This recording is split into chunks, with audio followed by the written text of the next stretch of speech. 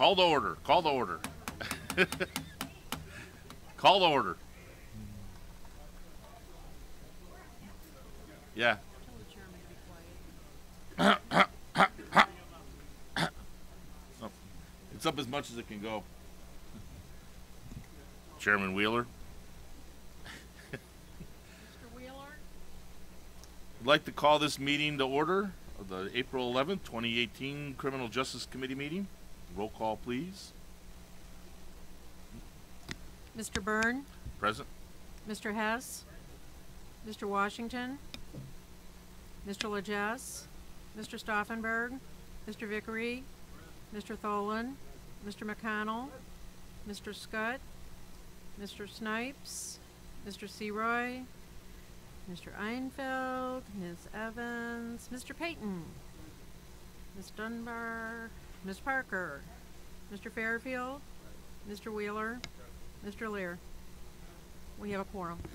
All right, I have no public commentary. Need to approve the minutes from February 14th, 2018. Need a motion to approve? Mr. Hess? Ms. Parker? All in favor? Opposed? Motion passes. No Judge Kramer this morning. Sandy Cianci is down in Springfield for a meeting.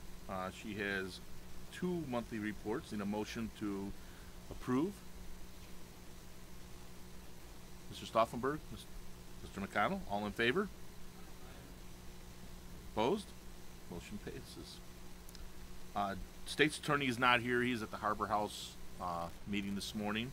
He will be emailing everybody a grand jury report. He wanted me to let you know this morning. So there's nothing to approve there. No Gus. Public Defender monthly report. Need a motion to approve? Mr. Tholen? Mr. Payton? All in favor? Motion to come on down. Yeah.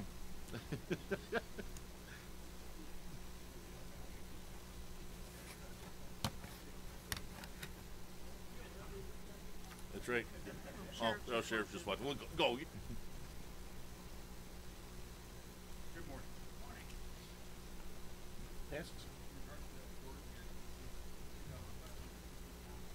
Successful contacts in April.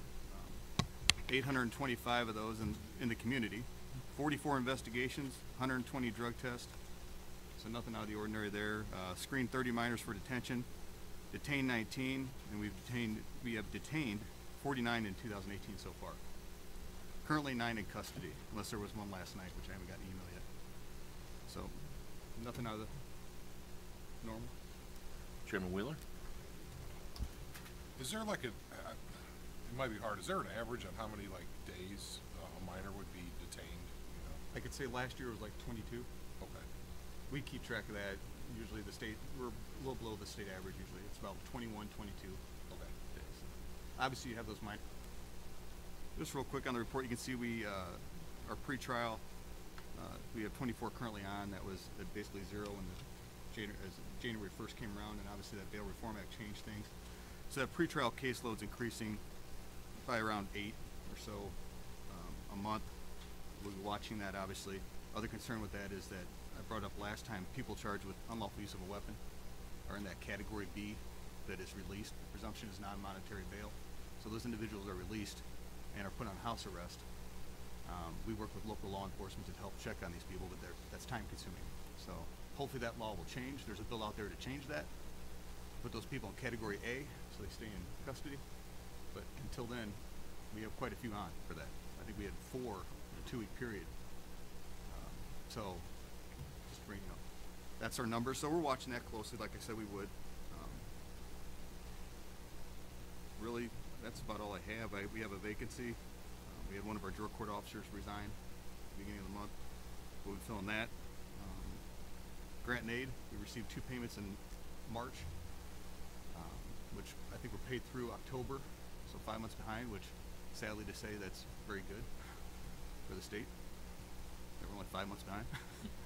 So hopefully that'll keep up, and we'll keep those on a monthly basis when we get those payments. So, but unless anybody has any questions. Sounds good. Quick. Oh, Mr. Wheeler. Seeing reoffenders that are out, like on home arrest because of the new law, Are you On seeing people- pretrial? On pretrial, are they going out and reoffending Yeah, we've had several. like that? I have a list in my office of who's on pretrial. It's more who's been- anecdotal at this point. You know, we fear that they're going to be, people are going to be out on like the B, like you'd said, you know, like with a gun violation, and then they're out reoffending while they're on house arrest and things. And the question is when they're brought back into custody, their underlying offense is that category B offense. Then they'll get right back So out. you know, that's a question we all have, is this a cycle? Yeah. You know, it didn't make sense when it was written, and it'll take a while to fix it, I'm sure, so.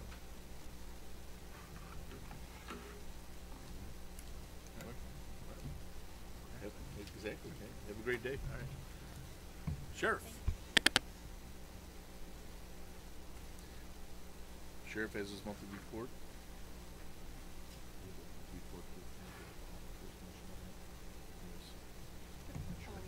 Need a motion to approve the monthly report. Mr. McConnell, seconded by Mr. Payton. All in favor? Opposed? Good morning. Good morning. All right. Hopefully you all got the monthly report. As you can see, our ICE numbers are staying consistent. At the present time, as of March 31st, we are $534,000 over of where we were last year at this time for revenue, $500,000. So our projection of 8.7 is now looking at more like 9.7 million for the year, provided those numbers stay consistent, which at this time we have no reason to believe that they wouldn't. Questions on those numbers? Our transports are remaining consistent. Our vehicles and corrections remain a concern, but I will address that a little bit later. On the sworn side, our traffic enforcement continues to go up. Our calls for service continues to go up, and our number of deputies continue to stay the same. We talk a lot about jail revenue, and sometimes we forget about other revenue that's brought in by our sworn side. At finance, I will present some numbers of revenue that our sworn side is bringing in, because I think sometimes we forget about that. We're focused so much on jail revenue that we forget that our sworn side is out there generating revenue in one fashion or another. As I've said before, we don't write traffic tickets to generate revenue. We write traffic tickets to keep the roads safe. So even though there is some revenue, it is really, in the big picture, the revenue off a traffic ticket is minimal. In the big picture, it's more about safety than it is revenue. So, questions on the report? Any questions for the sheriff? Mr. Vickery? Yes, Sheriff. Good morning. And what's the staffing at corrections right now? That's a good question, Mr. Vickery. Good thing Chief Kalawinzu just walked in the door. 126. Thank you. That was for corrections, right?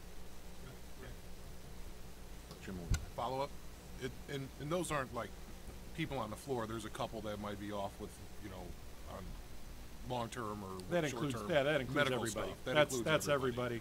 Yeah, there might be Right. 4 or 5. I think that might be. We have, actually, I think we have one who's been deployed. Oh, really? Yeah. So, in addition to some others that, for whatever reason, family medical leave, things like that, so. Mr. Thank McConnell? you, Mr. Chair. Sheriff, where would you like to be with staffing with all this going on? How much do you think we're short, or? I think we need to be at a place where we can eliminate overtime as best we can. And that probably means a couple more. You know, the problem with getting our staffing up is that we're required to get them trained. Yes. So when they're gone for 5 weeks, we backfill those to get them trained, to get them certified. Now, the worst case scenario would be we get all these guys trained, we get them all back, we're leveled off as far as overtime, and then our numbers go down.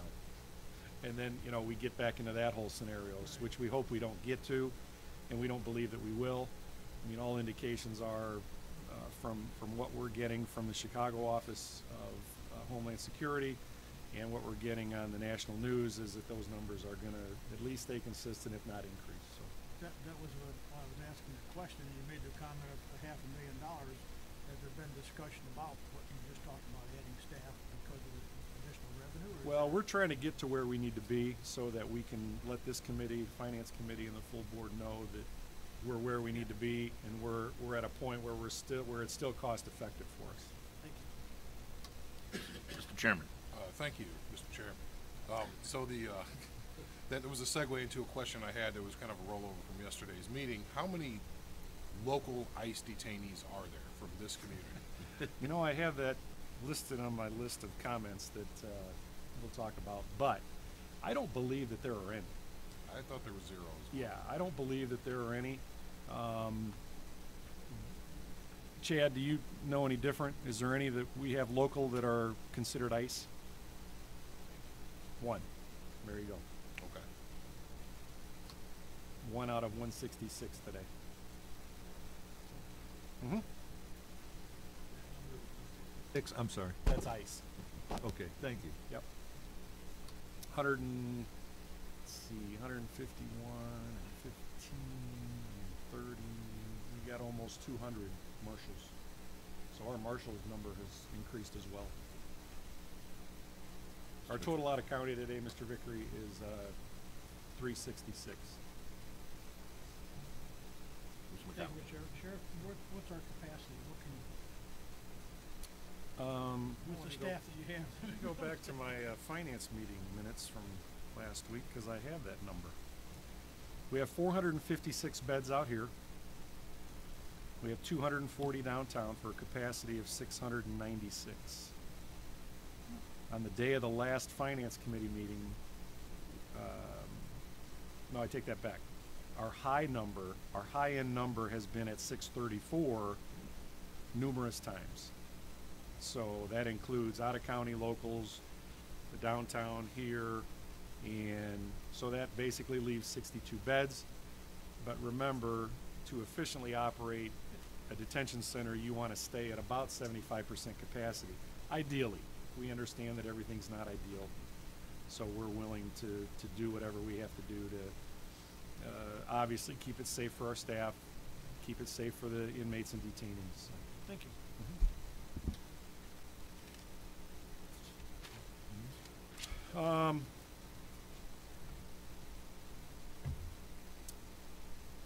The next thing on my part of the agenda is to approve, if you could possibly approve moving to finance the lease purchase of squad cars for next year, or for this year rather. We had talked about it early. Mr. Wheeler requested that we wait as long as we can, obviously for cash flow purposes, which I understand. And I think the sooner we get that process moving, I think the sooner we can get these cars in here and get them ready to go. Make a motion to move the finance for the purchase, lease and purchase new patrol vehicles. I have a bunch of, Mr. Vickery was up first, Mr. Hess was second on that. All in favor? Opposed? Motion moved. Thank you. No problem. I have a list here, and I apologize for not getting it to, oh. Sheriff has a question. Oh, Mr. Hess. Thanks, Chairman. Sheriff, you said you were gonna have a little bit of a survey on the maintenance. We talked about it at finance. I did? I apologize. What the maintenance fees were on the cars that are over the 100,000 miles? Oh, I apologize. Okay. Could you have that for next? We will. I'll bring it to finance. Are you on finance? Yeah. Yeah. Mr. Chairman. Yeah, I actually just did look at that number, and we're about 50 grand over what we were last year on maintenance of the vehicles. Thank you, Mr. Chairman. So, yeah, it was Appreciate about, that. yeah, so that was, it, Right. Oh, yeah, no doubt. No, I understand. Completely understand.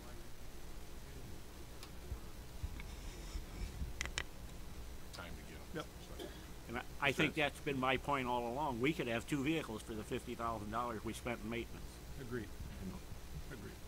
we set this program in there years ago so we wouldn't come into this problem, and we need to keep this program going where we replace them annually.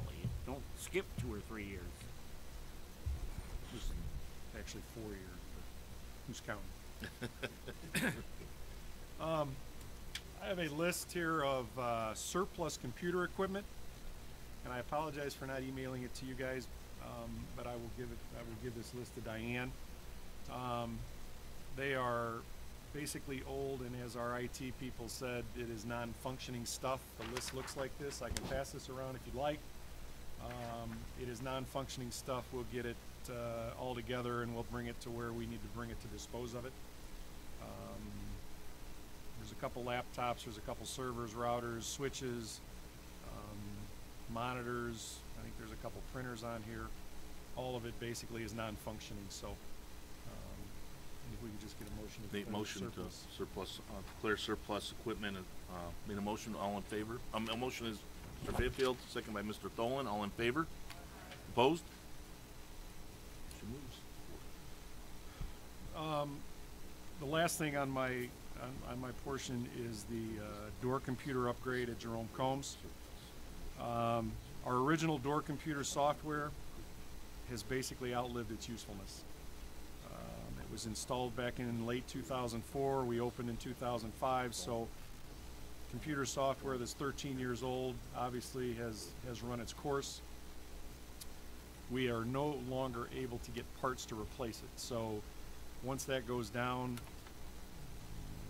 we're kind of stuck. So Accurate Controls is the company that originally installed it. We got a price for an upgrade to that computer software, and the actual price for that software is $57,707. That does not include the purchase of computers, which we would purchase on our own. But I'm assuming this would need to go to finance as well. So we need a motion to, or Is this like something where the updates are cloud-based, or do we have to pay for updates as they come along to this system? No, we've not paid for any updates from the original stuff back in 2005. This is just an installation, and I believe part of it is service, that there's service agreement that we're entitled to, but after a couple of years, I think then we pay for them to come down and fix it or do whatever. Okay, so that's the upgrades. They would do the upgrades Yeah. as part of a service agreement. Yes. Is that amount included in the 57? I'm sorry, maybe we'll go through all that in finance. We should probably do that. I believe there is some.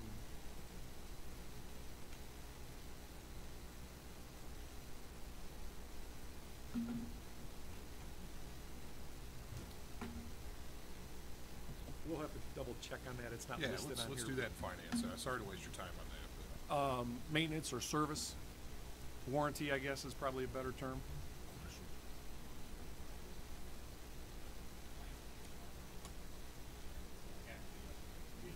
Yeah, there.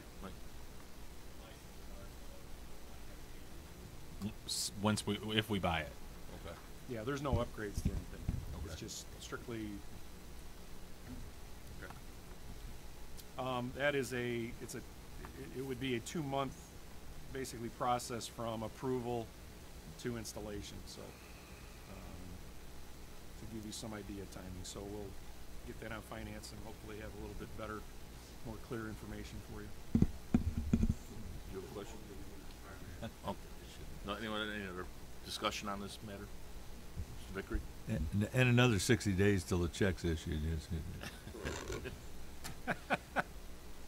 Mr. Snice, Mr. Snice made a motion to move the finance. Need a second? Mr. Fairfield? All in favor? Opposed? Finance. All right, lastly, just a few comments things that you guys should be aware of. Both of our buses, one is a 2005, it's a 24-passenger bus with a handicapped accessible door, and a 2007 bus that transports 22. Both have over 100,000 miles on them. So we will start a process of, with the transports that we're required to do, both on the Marshall side and ICE side.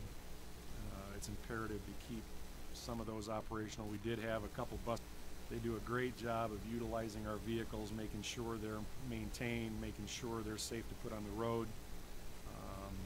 But at some point, much like the cars, the cost of their operation is going to get excessive, and we want to try to avoid that. So that's just kind of a heads up.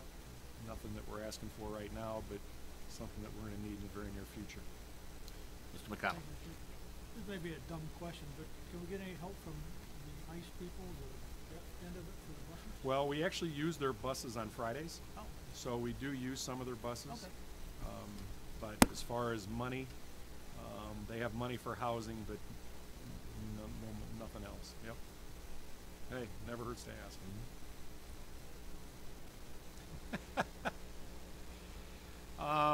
Secondly, yesterday the chairman brought this up a little bit earlier about a couple of questions that this group called Connect brought up yesterday.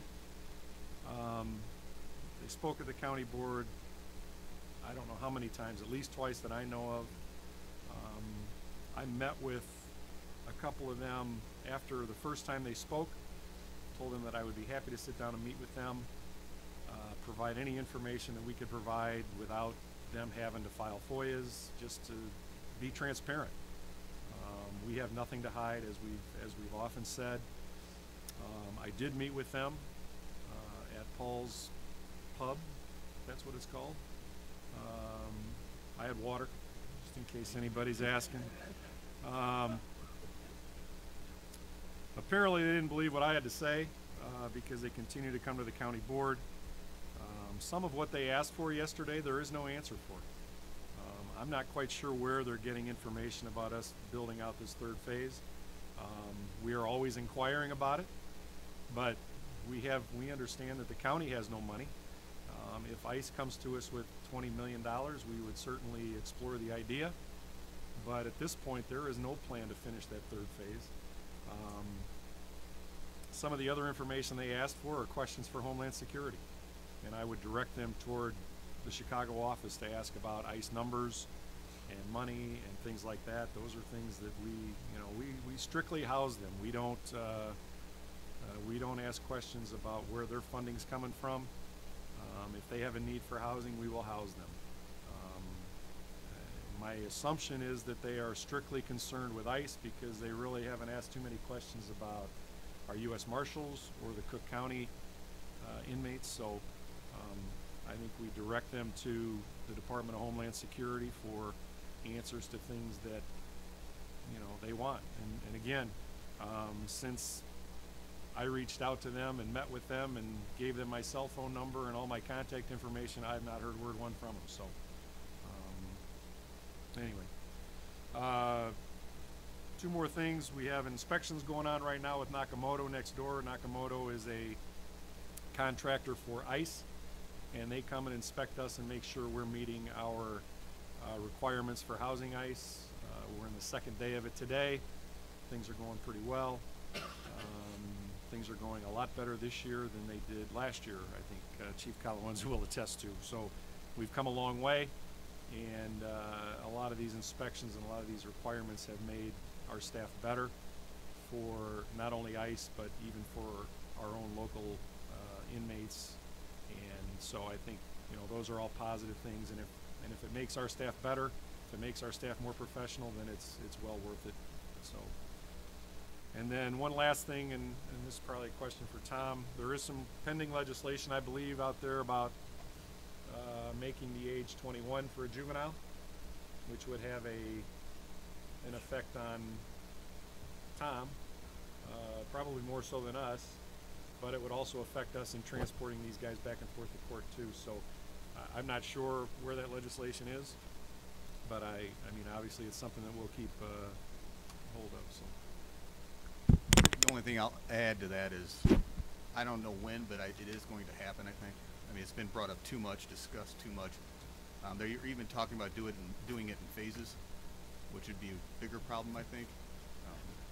So I'll keep everybody posted. We are watching that as close as we can. So. Yeah, and it will be problematic, but as most things that get passed in Springfield, they don't care how it affects the local governments. They just want to look good to their constituents, and if it sounds good, it probably isn't good until you put it in operation. So it's typical of Springfield. Mr. Lear. Thank you, Mr. Chairman. As long as you're referring to legislation, UCCI has reported there will be hearings on the bill I've mentioned previously in regard to shifting the cost to the county for those individuals convicted under the label of a sexually dangerous person. The fact that there'll be hearings may not mean that the legislation will move, but at least somebody was able to get hearings held. It's still out there, yeah. You're right. You're right.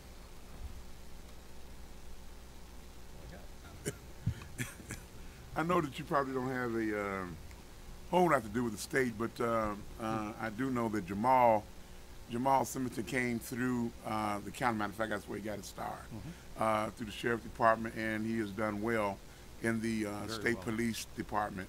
And I was just wondering, because sometimes we're kind of short-staffed out in the Pembroke area, if there's a conversation with Jamal, because he came up out of that area, if maybe, because I do see us out of state here, if we can kind of get a couple of out there, if there's any talks can be done. Well, as a matter of fact, they do assist us out there a lot.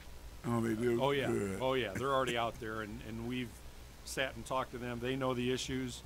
And actually, a couple of guys that spend a lot of time out there were former deputies, so they're familiar with the area, familiar with the people, and they know who, and they're out there helping us. The state obviously has their own things that they want to do, but again, it goes back to that cooperation between, the state police and all of our local law enforcement, that, our cooperation with each other is just outstanding. We're fortunate to have that much cooperation and sharing of resources within our county. So they do get out there and patrol for us as well, in addition to us. So I appreciate it. Thanks for the Yep. information. Yep. Mr. Tholen. This isn't so much a question. I just wanted to share some thanks to the Sheriff's Department. And there was an incident in my house, for those that don't know. Attempted burglary, was pretty Facebook famous, all that fun stuff. I just want to thank the department for the quick response and the great job that they did. Chris, if everybody had cameras like that at their house, our job would be a heck of a lot easier. And Mark Zuckerberg shared it probably more than we did, so. He'll be here for next meeting. Yeah. Again, thanks to the department and the officers. You know what? Cooperation from the victims helps. We had a lot of help too. Not only our department, but other departments jumped in, and even the arrest actually was made up in a Cook County courthouse. So Cook County actually arrested him up there when he appeared in court, and he told us. I mean, and I don't know, but during his interview, I mean, he said he knew he was had because of that picture. He was just waiting for somebody to arrest him. So that was the biggest help. So if there's a way that we can promote whatever company those cameras are from, those were outstanding pictures. And CLR computers, and they are super busy. Yeah. If CLR wants to make a donation to the county, we're all here. So Advertise at the committee. that's right. Mr. Gessner. How you doing, sir? Bob's reports. Motion to combine and approve. Mr. Legess, Mr. Washington, all in favor? Opposed? Motion moves forward. Well, finally, after over a year, and everybody knock on wood, please, I'm going to bring you a good report that where we're at right now, and we're down in a number of calls right now, which is good. But you can see on the total, total calls, we're high on that, but those are naturals to coroner cases. There, autopsies are. We were averaging 12 autopsies last year, and we're only averaging 7 right now per month, which is going down. And as I say, some of these we still have 4 pending reports on there. Our overdoses. Last year at this time, we were at 19. This year we're at 7. So pending one baby case that we've got, it'll be probably 8 here pretty quick. But that's good news. What do we think that's from? It's from the Narcan program, I feel. Education-wise, we're out there educating all around the county. We've hit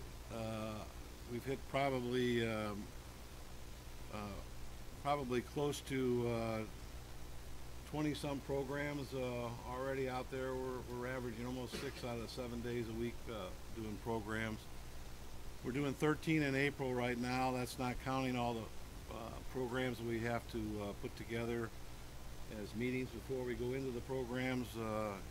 So we're out there continually doing as much as we can, and I think that's a big help. I know that they've released Narcan out to the public now, which we've seen in a couple cases that they're getting together. I think I talked to you before about that. They get together with 5 or 6, do their drugs, and one stays back and takes care of the Narcan if somebody goes down. I know they're still doing it. Even talking to the hospitals are down quite considerably from a number of calls, both hospitals. We've had 5 saves out there by police officers so far. So I think it's working pretty well, and it's going to save us a pretty good chunk as of right now.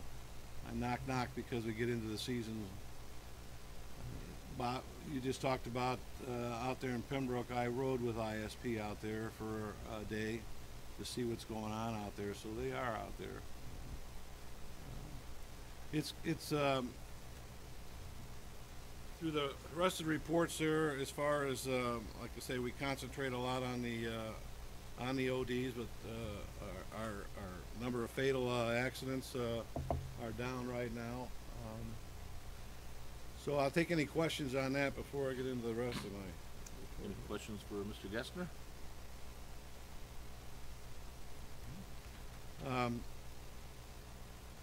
We did receive another $225,000 grant, which will help us again to the expense of the county. And let me tell you that how that expense, this is some of the good news. Last year when we started our programs in September, we drew about $1,659 from that grant to help expense between Eric and I when we're out doing programs. So far in December through March right now, we've given back to the county $6,600. So that tells you we've been out quite a bit. That money takes care of a lot of expenses, but that doesn't come back to me at all. That goes into the general fund. So that's $6,600, and just in 4 months there. Like I say, we have another grant to go on. We have another big April and May programs that even when I go down to Springfield or Champaign, my expenses are paid for by the grant, as long as we're talking about opioids, which we do. So I'm pretty proud to bring that into the effect there, that we're continually bringing some revenue into the county. I hope you take a look at that when you look through your reports. Also, before I get into any other questions there's a couple of people I'd like to thank, and since Chad's still here, the amount of programs that we do probably an hour-and-a-half program in here to all the kids, and then we go over to the jail, and then we go over to the morgue to show them the morgue. But I want to have thank you to, and I don't know their rank, so Hanson, Lawson, and Crumweed that help us there. They're great people to work with. They show the 50-some last 2 meetings. We had 50-some students in here from the Kankakee high schools to all around all the high schools come in here and go through a program and then go through the jail, and they do a great job when they do that. So say thank you very much, Chad, for your cooperation through your department. Also, another cooperations that we forgot to do a couple months ago, and I don't know if thanking the correctional officers that were able to identify a body that we couldn't identify through fingerprints. We brought the prints over to the corrections office to see if we could spot something on this, and they within about 25 minutes they had the name of the person for me, which is just outstanding. We've done that twice now, and again, I know the names, and Chad does too, and thank you for their cooperation. That helps, and would have saved us a lot of time, I'll tell you, for doing that. Also too, that I see, did Brian leave? Is he behind the post there? Oh, he left. And Pat, we had some problems over in the morgue, an unusual odor over there, and it became the heat exchanger from our furnace was gone bad. One of the things that we didn't have over there, and we never thought we'd have to, is the carbon monoxide. But we now installed those over there at our expense. But also we found out that the air handling units were blocked up, and Pat came over and looked at that and took care of that. But thank you to Brian and Pat on that, because that's a major expense that we were able to block. And the last question that I have is to right to my right of me over here. Diane, thanks for all the work you do. You're constantly helping us. Thank you. Any questions? Thank you, Mr. Chair. I think we all need a reminder of what's going to be happening May 8th. If you could just kind of fill us in, a little commercial wouldn't hurt. Thank you. Yeah, our third forum is going to be at Olivet, May 8th, at the Kresge Auditorium. This is going to be a cops versus a convict. This is going to tell you a little bit about everything. Bring your grandkids, not too young, but into the junior high school. Bring them, because the cop's going to tell you a little bit about your phone, more than what you probably would ever expect that comes out of this phone. And it's good to have your family view this, because this is how it happens. Eric and I saw this when we were in Watsika, and we still talk about what you can do with your phone. I mean, we can pull a lot of information off your phone. The detectives here, they have a machine to do that, but it's something how the young kids will operate that phone, and you'll never know. Just like everybody has a calculator on their phone, and that's one of the things that they use, because you're going to know what's a calculator. But that calculator has a code that they can get in underground and be able to send pictures, be able to do their drugs and all this stuff. So we're going to learn all that. Plus, Mr. Ryan's coming back again. No expense to the county at all. This is covered by the grant. So we're bringing them back in. It's like about $6,000, but it's well worth it. I've had a number of people call me and sent me letters on what we did the last time at the forum we had and it's been outstanding. So we're going to pull them back one more time. That's May 8th at 7 p.m. is when it starts. There's billboards all over the county that we put up. We're doing more advertising with the Journal here pretty quickly, and all the radio stations. We can hold 650 people there, and we hope to jam it. But these are the things that I think is helping us in the county here, is to bring this monster drug down. And now I'm concerned more about the marijuana. As you've been reading the paper, what's happening out there. This is that we've had 2 cases in the county. They weren't fatal, but I keep an eye on all that stuff constantly. But I think it's working, and I'm glad to bring that to you, and thank you for giving me the opportunity to do it. Mr. Snipes. What time is this again? 7 p.m. And it's in the Crest, you say, building? The Kresge Auditorium, correct? Kresge Auditorium, okay. And then my last question is, I know with the, with this program under the grant, that we have, educated a lot of kids. I'm wondering if there's some, when they attend these, orientations, on this OPIAD, if there's somewhere along the line, not to add extra expense to your account, but that a certificate can be like given to them when they come or whatever, because sometimes that tends to be your better promotion, in that they feel good that they got a certificate and they share with other kids, and they're able to share what they kind of learn, and then it'll prompt other kids to even probably inquire. But I was just thinking if that can be added at some point, opium orientation, certificate of completion, or whatever. Good point. I'll take that point. I'll look over to Eric and he'll, Participation trophy. yeah, there you go. So that's my report. Any other questions? I can handle it. And again, thank you very much. We're continually working extremely hard. So, All right. Thank you, Bob, for all you do, and Eric. Any old business before the committee? Any new business? Adjourn.